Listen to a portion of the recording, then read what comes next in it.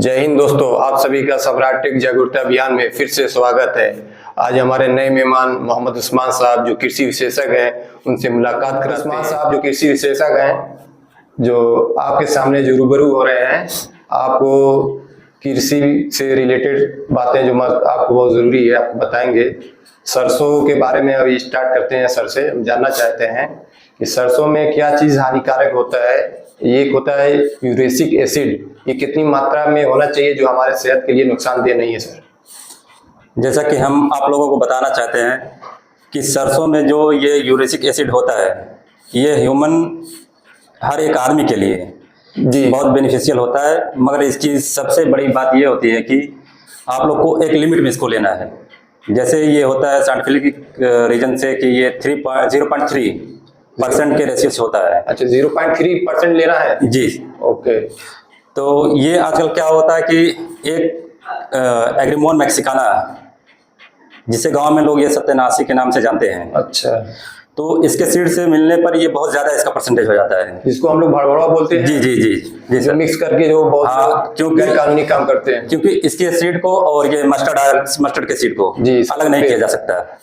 इससे सबसे bad effect हमारी बॉडी पर ये पड़ता है कि ड्रॉप्सी नाम का एक बीमारी हो जाती है जी, ड्रॉप्सी जी। तो इसमें आदमी के आँख की रोशनी चली जाती है, इतना हानिकारक है, इतना ज्यादा। और इसके पेट से ये रिलेटेड कुछ बीमारियां हो जाती हैं। तो इसका गवर्नमेंट जब तक ये लैब टेक्नीशियन से चेक नहीं कर लेगी जी, तो पता नहीं पाते आम जनता जी। तो इसलिए इसके लिए आपको बहुत ऑथेंटिक दुकानों से लेना चाहिए सीड को, या फिर कोई जैसे कि आजकल ज्यादातर बहुत सी क्या बोलते हैं इसको, कंपनी से तेल ब्रांड आते हैं ना जी। तो इसमें लैब टेक्नीशियन तो हो के आता है, मगर इसमें बीच में कालाबाजारी ये थर्ड पार्टियां कर देती हैं जी। और डेली हम सरसों का तेल इस्तेमाल करते हैं, अगर हम लापरवाही करेंगे तो इससे हमारे शरीर पर बैड इफेक्ट पड़ेगा जी। ये हमारे आपने सरसों के बारे में, और इसका ब्रेन पे भी बहुत बड़ा इफेक्ट होता है जी जी। यूरेसिक एसिड के बारे में जो बताया 0.3% होना चाहिए जी। इससे ज्यादा होने पर सेहत के लिए नुकसान है, बैड इफेक्ट इसका है। तो हम लोग डेली सरसों का तेल इस्तेमाल करते हैं, हमको इस चीज पर ध्यान देना चाहिए, नहीं तो हमारा ही सेहत खराब होगा।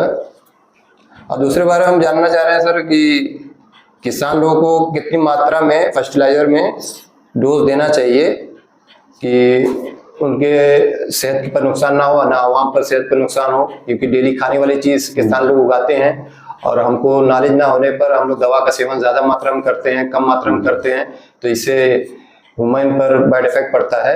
तो क्या सावधानी रखना चाहिए, कितनी मात्रा में इस्तेमाल करना चाहिए? हम लोग देखिए एक बहुत पुराने जमाने से कृषि करते हुए चले आए हैं, तो वही एक पुराने जमाने से करते करते बस हम एक डोज जान गए हैं कि बस इतना देना है, एक बोरी देना है जी। तो हालांकि ऐसा नहीं होना चाहिए। होना तो ये चाहिए कि जैसे कि अब यूरिया दे रहे हैं जी, तो उस वक्त हमें ये देखना कि प्रॉपर क्रॉप में कितना उसका रेशियो, पौधा बहुत कम अमाउंट में लेता है जी। अब हम ये जानते हैं कि एक बोरी यूरिया डालने से हमारी यील्ड बहुत ज्यादा हो जाएगी, हालांकि ऐसा नहीं है। यूरिया एक 1% के रेशियो से ही प्लांट लेता है।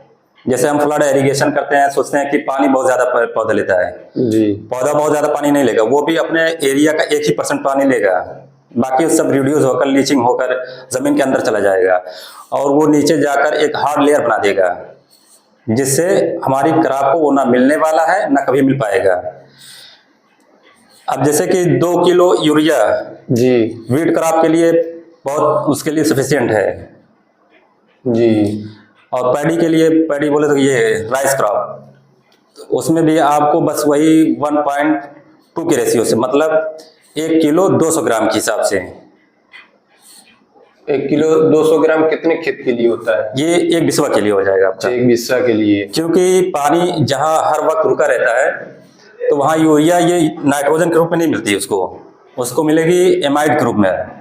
एमाइड बोले तो एक सफिशिएंट घोल होता है जिसमें मट्टी में जाने के बाद वो कम से कम 4 रोज के बाद ही काम करना शुरू करेगा। किसान भाइयों के लिए, सबके लिए जरूरी है कि पेस्टिसाइड कितनी मात्रा में हम लोग को यूज करना चाहिए। जैसा कि हम पेस्टिसाइड के बारे में आपको बता रहे हैं, जब भी पेस्टिसाइड लें कोई ऑथेंटिक शॉप से ही लें, वहाँ उस पर उसका कंसंट्रेशन लिखा रहता है, जो कि आम किसानों को ये मालूम नहीं होता कि इसको कितने रेशियो में यूज करना है। हाँ, कितनी मात्रा में। जैसे कोई हम ट्रोपिकोनाजोल लिए या प्रोपिकोनाजोल लिए या कोई हर्बिसाइड लिए, या कोई पेस्टिसाइड लिए, या कोई बैक्टीरियोलॉजिस्ट से कोई संबंध लिए, या वायरोलॉजी से कोई लिए जी, या निमेटोलॉजी से कोई लिए, तो उसमें उस पर उसका कंसंट्रेशन दिया रहता है। जैसे अब 35 EC अगर दिया है किसी चीज़ पर, अगर वो लिक्विड फॉर्म में है जी, तो इसका ये जो 15 लीटर की टंकी आजकल होती है स्प्रेयर, जी, तो उसमें 1 लीटर रेशियो का 1 ml उसमें मिलाकर ही स्प्रे उसका रेशियो आता है। 1 लीटर पानी में 1 ml 1 ml 1 ml दवा मिला दवा। जी। और अगर कैलकुलेशन के हिसाब से चलेंगे, कुछ कुछ दवा का है उससे भी कम आएगा, मगर यहाँ आम किसान तो कर नहीं पाएगा इतनी जल्दी। तो इसलिए जनरली यही चलता है कि 1 लीटर पानी में 1 ml दवा का, मतलब सीधा आसान जवाब में 1 लीटर पानी में 1 ml दवा मिला दीजिए। क्योंकि अगर हम ज्यादा उसका मिला रहे हैं तो हमारी क्रॉप के लिए भी हानिकारक है और वो हमारी सेहत के लिए भी है।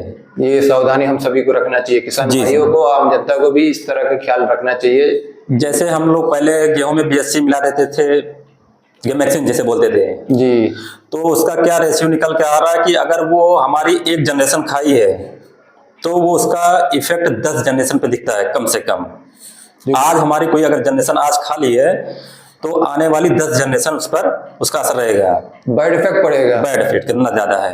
अगर आज वो जैसे हम आपने खा लिया BSC गेहूं में मिलाकर, जी, जैसे गेहूं में डाल दिए हैं जी, कोई इंसेक्ट के लिए, तो अगर बगैर धुले हुए खा लिए तो उसका रेशियो 10 जनरेशन तक हमारे मिलता है।